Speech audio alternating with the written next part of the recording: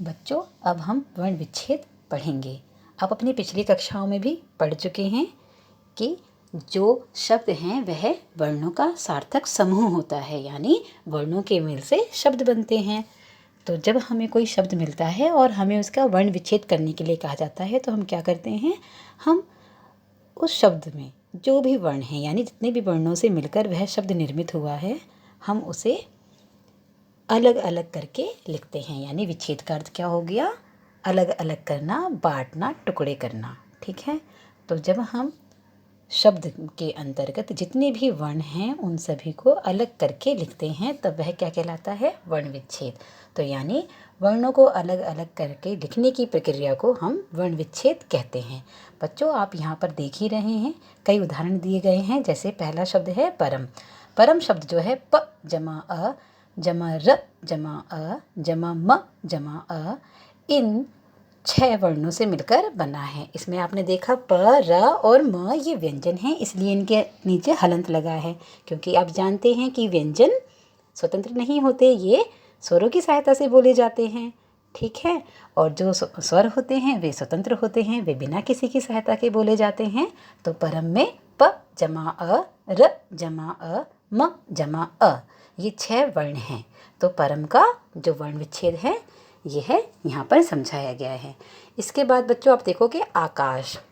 इसमें आ तो क्योंकि स्वर है, ठीक है, स्वतंत्र रूप से प्रयुक्त होता है। तो आ जमा क जमा आ जमा श जमा अ, इन 5 वर्णों से मिलकर यह आकाश शब्द निर्मित हुआ है। इसके पश्चात विद्यालय। तो आपने देखा अ आ, इसके बाद इ।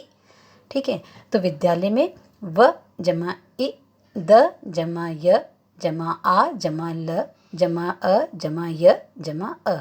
तो बच्चों आपने देखा कि द के बाद य दिया हुआ है, क्योंकि विद्यालय में जो द है वह आधा है। ठीक है। यह स्वर रहित है। क्योंकि यह स्वर रहित है तो इसके बाद अ नहीं आएगा। अगर पूरा शब्द होता विद्यालय तो हम द के बाद अ लिखते, क्योंकि विद्यालय है, हम वैसा ही उच्चारित करते हैं जैसा हम लिखते हैं। ठीक है। या जैसा हम बोलते हैं वैसा ही हम लिखते हैं।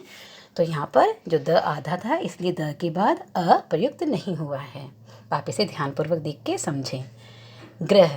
अब ग्रह जो है वो ग जमा अ जमा र जमा अ जमा ह जमा अ से मिलकर निर्मित हुआ है। बच्चों यहाँ पे गलती है, जो आपका ग है उसके बाद अ नहीं आएगा, क्योंकि ग आधा है और र पूरा है। मैंने ध्यान नहीं दिया, इसलिए ये फ़ोटो क्लिक करके आपको भेज दी। आप यहाँ पे ये गलती ठीक कर लें। ग के बाद अ नहीं आएगा, क्योंकि ग आधा है और र पूरा है। मैंने बताया था ना र के विभिन्न रूपों में, कि र अपना रूप परिवर्तित करता है जब र से पहले कोई भी व्यंजन आधा होता है, यानी स्वर रहित होता है, तो र पदेन बन जाता है, उसके पद में लग जाता है। तो यहाँ पे ग जमा र जमा अ जमा ह जमा अ आना चाहिए, यानी 5 ही वर्ण आने चाहिए।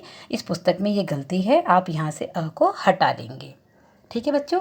इसके बाद है गंगा। तो देखा आपने ग जमा अ जमा अंग जमा ग जमा आ, गंगा।